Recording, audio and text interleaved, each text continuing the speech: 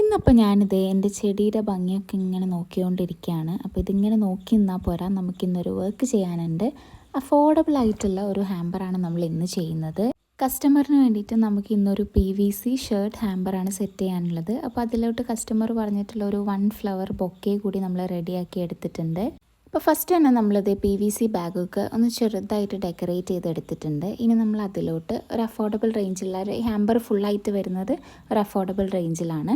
നമ്മൾ അതിലൊരു plain black shirt include ചെയ്തിട്ടുണ്ട്.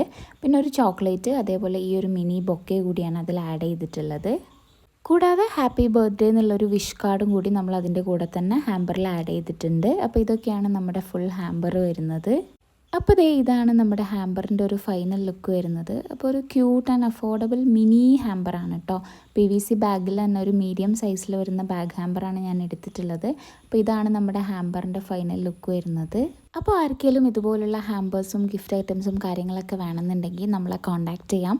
നമ്മളെ ഇൻസ്റ്റഗ്രാം ലിങ്കും വാട്സപ്പ് നമ്പറൊക്കെ നമ്മൾ നമ്മുടെ ചാനലിൽ ഓൾറെഡി കൊടുത്തിട്ടുണ്ട്. അപ്പോൾ മെസ്സേജ് ചെയ്യാം കേട്ടോ.